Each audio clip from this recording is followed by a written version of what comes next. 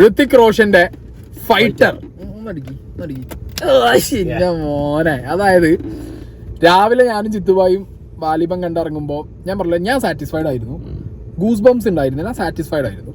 ജിത്തുബായി അതെ സാറ്റിസ്ഫൈഡ് അല്ല. ഈ സിനിമയുടെ ഫൈറ്റർ ഗൂസ് ബംസ് തന്നു, സങ്കടം തന്നു. നമ്മള് എന്താ പറയുക, ഫൈറ്റർ എന്ന് പറയുമ്പോൾ നമ്മുടെ ഉള്ളിലൊക്കെ എന്താ പറയുക, ഇങ്ങനത്തെ പടങ്ങൾ ഇറങ്ങുമ്പോൾ നമ്മുടെ ഉള്ളിൽ തന്നെ എല്ലാവരുടെ ഉള്ളിലും ഓരോരോ ആർമിക്കാരുണ്ടാവും, നമ്മളൊക്കെ ഓരോരോ ഫൈറ്റർമാരാവും അത് കാണുമ്പോൾ. നമ്മളെ രാജ്യത്തോടുള്ള സ്നേഹവും നമ്മുടെ സോൾജിയേഴ്സിനോടുള്ള റെസ്പെക്റ്റും ഇതൊന്നും എക്സാജുറേഷൻ ഇല്ലാതെ നമുക്ക് കാണിച്ചു തന്നത് സക്സസ്ഫുൾ ആക്കുക എന്ന് പറഞ്ഞു കഴിഞ്ഞാൽ ഈ സമയത്ത് അത് ഭയങ്കര പാടാണ്. കാരണം ഈ ഇന്ത്യ പാകിസ്ഥാൻ മറ്റേ ടെററിസ്റ്റ് സാധനങ്ങൾ എല്ലാ സിനിമകളിലും, ഇങ്ങനത്തെ വലിയ സ്കെയിൽ സിനിമകളിൽ, മിലിറ്ററി ബേസ്ഡ് സിനിമകളിൽ കൊണ്ടുവരുമ്പോൾ ഇത് കണ്ട് കണ്ട് കണ്ട് കണ്ട് കണ്ട് മടുത്തൊരു പ്ലോട്ടാണ്. ഓക്കെ, അതല്ല ഇന്ത്യ പാകിസ്ഥാൻ കാണുമ്പോൾ ഒരിക്കലും വാടാ ചായ കുടിക്കാൻ പോവാന്ന് പറഞ്ഞാൽ രണ്ട് ടീംസ് ആവില്ല എന്നുള്ള ഉറപ്പാണ്.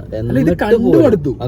അതായത് ഹിന്ദിയിലും തമിഴിലും മലയാളം ഏത് ഇൻഡസ്ട്രിയിലും ഒരു വാർ ഫിലിം എടുത്തു കഴിഞ്ഞാൽ അത് ഇന്ത്യ പാകിസ്ഥാൻ വാറായിരിക്കും. ഇതിൽ പുൽവാമ, ബാലാക്കോട്ട് ആ ഇതാണ് അവിടെയാണ് ബിഗിനിങ് വരുന്നത്.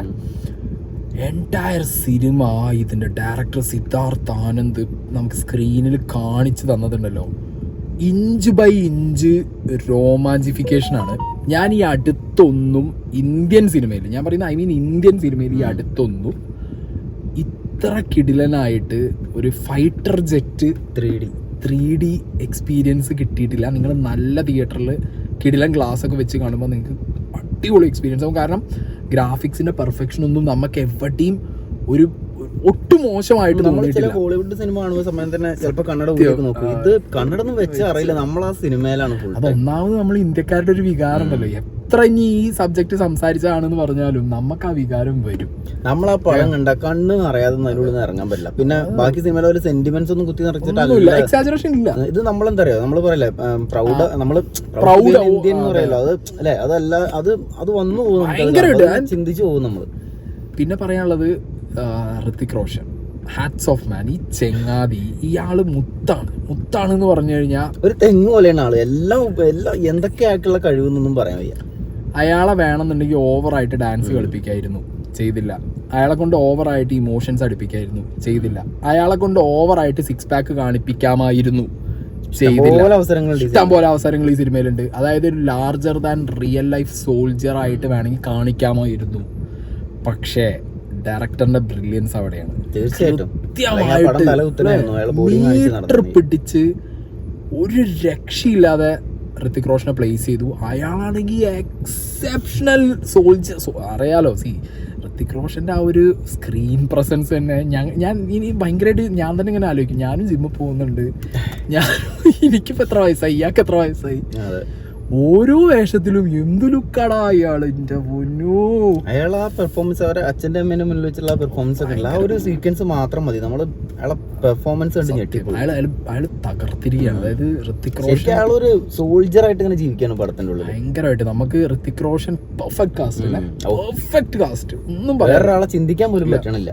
പിന്നെ ദീപിക പദുക്കോൺ, എനിക്ക് തോന്നുന്നു എല്ലാവരും അങ്ങനെ തന്നെ, എല്ലാവരും ഒരു സോൾജേഴ്സ് ആയിട്ട് തന്നെ ഇരിക്കണം. അടിപൊളി. ഞാൻ ദീപിക പദുക്കോണും ഋത്തിക് റോഷനും കൂടി ഉള്ള കോംബോ ഒരു രക്ഷയില്ല, പോളി. അതായത് നമുക്ക് എവിടെയും ഒരു ക്രിഞ്ച് അടിച്ചു, ഒരു ലവ് കോംബോ എന്നൊക്കെ പറയുമ്പോൾ നമുക്കൊരു ക്രിഞ്ച് അടിക്കും. അതിനിടയിൽ ലവ് വർക്ക്ഔട്ട് ആവുന്നത്, പക്ഷെ അതുപോലെ എന്താ പറയാ, ഭയങ്കര രസ ഫീലിംഗ്. ആ ഒരു അടുക്കളേനകത്തുള്ള സീനില് ഷമ്മി എന്ന് വിളിച്ചത്, ആ കഴുകണ സമയത്ത് അതൊക്കെ അടിപൊളിയായിട്ടുണ്ട്. അവർ നമ്മളുടെ കോംബോ കെമിസ്ട്രി ഒക്കെ ഭയങ്കര. പിന്നെ നമ്മളെ കരൺ സിംഗ് ഗ്രോവർ, നമ്മുടെ ബിപാഷ ബസുവിന്റെ ഹസ്ബൻഡ്, കരൺ സിംഗ് ഒക്കെ താജ് എന്ന് പറഞ്ഞ ക്യാരക്ടറാണ് ചെയ്തിട്ടുള്ളത്.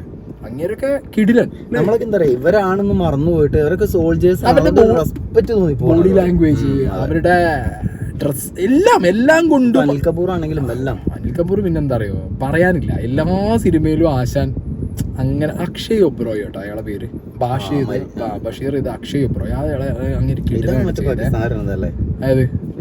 അല്ലല്ല, അങ്ങനെയല്ല, വേറെ ആരാണ് അതില് വില്ലൻ. ഇവനാണ് തോന്നുന്നുണ്ടെങ്കിൽ ഋഷഭ് എന്ന് പറഞ്ഞ ചെങ്ങാതിയ വില്ലൻ തോന്നുന്നുണ്ട്. വില്ലൻ പിന്നെ ആസ് യൂഷ്വൽ ഒരു പാകിസ്ഥാനി ടച്ച് എന്ന് പറയുമ്പോഴത്തേക്ക് മുടി സ്ട്രൈറ്റ് ചെയ്ത്.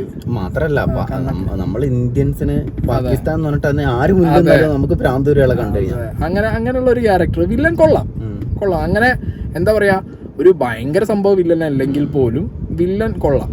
വില്ലൻ മാത്രം എനിക്ക് ഈ സിനിമയിൽ ഒരു എന്താ പറയാ ഓക്കെ അത്ര തോന്നില്ല. പക്ഷെ ഇതിലെ വില്ലൻ എന്ന് പറഞ്ഞു കഴിഞ്ഞാൽ യഥാർത്ഥത്തിൽ എന്നോട് ചോദിച്ചു കഴിഞ്ഞാൽ ആ മറ്റവനാണ്, അപ്പുറത്ത് ഫൈറ്റർ പ്ലെയിനിൽ വരുന്ന ഒരുത്തൻ, റെഡ് ഷോട്ട്, ഓനാണ് ഇതിൽ ശരിക്കും. ഇയാളും കുറച്ചുണ്ടെങ്കിലും എനിക്ക് ഇതില് ബാക്കി പാകിസ്ഥാൻ സോൾജേഴ്സിനെ പാവം തോന്നുന്ന എല്ലാവരും ബാക്കിയൊക്കെ അയ്യോ പാവങ്ങളാണ്. ഇപ്പൊ എന്താണെങ്കിലും ഒരു മസ്റ്റ് വാച്ച്. ഞാൻ ഉറി കണ്ടിട്ട് ഭയങ്കര എക്സൈറ്റഡ് ആയിട്ട് 2-3 വട്ടമൊക്കെ ഞാൻ ഉറി കണ്ടിട്ടുണ്ട്. പിന്നെ നമ്മുടെ മേജർ സന്ദീപ് മൂപ്പരുടെ സിനിമ എനിക്ക് ഭയങ്കര ടച്ചിങ് സിനിമയാണത്. അത് കഴിഞ്ഞതിന് ശേഷം ഞാൻ പറഞ്ഞല്ലോ, ഞാൻ അതിനെ കൂട്ടത്തിലൊന്നും കമ്പയർ ചെയ്യില്ല. But this movie definitely technically അടിപൊളിയാണ്. ഈ സിനിമ എല്ലാം കൊണ്ട് ഒരു പവർ പാക്ഡ് മൂവി എന്ന് പറഞ്ഞു കഴിഞ്ഞാൽ ഇതാണ്. അതായത് വെറുതെ ഒരു സോൾജർ സിനിമ കൊണ്ടുവന്ന് പോണതല്ല. ഞാൻ വേറൊരു കാര്യം പറയാം, ഈ എയർഫോഴ്സുമായിട്ട് ബന്ധപ്പെട്ടിട്ടുള്ള സീനുകളും അവിടുത്തെ വിഷ്വൽസും ഒക്കെ ഉണ്ടല്ലോ, അത് നല്ല വൃത്തിയായിട്ട് കാണിച്ചിട്ടുണ്ട്. അതായത് ഭയങ്കര ഹെവി റിസ്ക് എടുത്തിട്ടാണ് സംഭവങ്ങളെല്ലാം ചെയ്തത്. വളരെ പെർഫെക്ഷൻ നമ്മൾ കണ്ടിട്ടില്ലെങ്കിലും കറക്റ്റ് ആണ്. നമുക്ക് കുറെ ഒറിജിനൽ ഗ്രാഫിക്സ് ഉണ്ട്, കുറെ ഒറിജിനൽ സാധനങ്ങൾ, ഗ്രാഫിക്സ് അല്ല ഒറിജിനൽ ഷോട്ടുകൾ. നമുക്ക് ഗ്രാഫിക്സ് ആണെങ്കിൽ അത് ഗ്രാഫിക്സ് ആണെന്ന് തോന്നുന്നുണ്ട്. അതില് ഡോഡ്ജ് ചെയ്യുന്ന സീനൊക്കെ ഉണ്ട്, എന്താ ഡോഗ് ഫൈറ്റ് അങ്ങനെ ഇതിന് പറയാവുന്നുണ്ട്.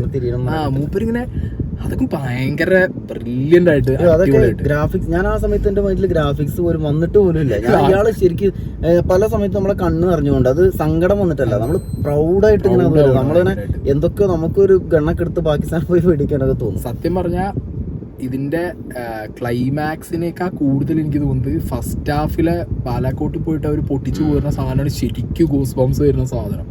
അത് ശരിക്കും രോമണീച്ചു തകർത്ത് അടിച്ച് പരത്തി പോരും. നമുക്ക് മലയാളത്തിൽ നമ്മളെ ലാലേട്ടനൊക്കെ മീശയൊക്കെ പിരിച്ചു വന്ന് അടിക്കുമ്പോൾ തോന്നുന്ന ഒരു സാധനം ഇത് അതിന്റെ ഒക്കെ ഒരു 10 ഇരട്ടി. നമ്മളെ ലാലേട്ടനും നല്ല മുന്നിലിരിക്കണം, എന്നാലും അവിടെ പോയിട്ട് അവരുടെ നാട്ടിൽ പോയി അവിടെ പോകുമ്പോട്ട് എങ്ങനെ വരുമ്പോണ്ടല്ലോ എണീച്ച് നിൽക്കാനൊക്കെ തോന്നും. ആൻഡ് കമാൻഡോസിന്റെ ഡ്രസ്സിങ്ങും അവരുടെ കുറച്ച് ഫൈറ്റ് സീനൊക്കെ ഉണ്ട് ഇതിന്റെ ലാസ്റ്റ് ഇന്ത്യൻ കമാൻഡോസിന്റെ. എന്റെ മോനെ അതൊക്കെ ഉണ്ടല്ലോ കാണുമ്പോ തന്നെ ഇപ്പൊ പോയി പട്ടാളത്ത് പോയി ചേർന്നു. ഇൻക്ലൂഡിങ് അവരെ എൻജോയ്മെന്റ്സും അതും ഒരു ഭയങ്കര റെസ്പെക്ട്ഫുൾ ആയിട്ടുള്ള സംഭവം. അതായത് ഈ സിനിമയിൽ ഒന്നും ഓവറില്ല. ഇതില് ഋത്തിക് റോഷൻ ആണ് ഹീറോ എന്നുള്ളത് കൊണ്ട് ഞാൻ പറഞ്ഞല്ലോ എക്സാജുറേറ്റ് ചെയ്ത് ലാർജർ ദാൻ റിയൽ ലൈഫ് ഒക്കെ ആക്കിയിട്ട് വേണമെന്നുണ്ടെങ്കിൽ ഇപ്പോൾ ഒറ്റ ടുവേർഡ്സ് ദ എൻഡ് ക്ലൈമാക്സ് സീനിൽ കുറച്ച് നമുക്ക് ഒരു സാധനം, ഒരു ബോളിവുഡ് എലമെന്റ്, ആ ഒരു സ്ഥിരം പാറ്റേൺ ഉണ്ടല്ലോ, ഒരു പൊട്ടിത്തെറിയും ചാടിക്കളി, അത് പിന്നെ ഈ സിനിമയിൽ നിന്ന് ഒഴിച്ചുകൂടാൻ പറ്റാത്തതായതുകൊണ്ട് വെച്ചതാണ് എന്നാണ്. ഇപ്പുറത്ത് വലിയൊരു മല നിൽക്കുമ്പോൾ നമ്മൾ ശ്രദ്ധിക്കാതെ എങ്ങനെയാണ് പോകുക. കാരണം ഈ എൻറ്റയർ സിനിമ അടിപൊളിയാകുമ്പോൾ പിന്നെ അതിനെ കുറിച്ച് എന്തിനാ വെറുതെ, അതൊക്കെ സിനിമയുടെ ഭാഗം, അത്രേ ഉള്ളൂ. സോ ടോട്ടാലിറ്റിയിൽ മസ്റ്റ് വാച്ച്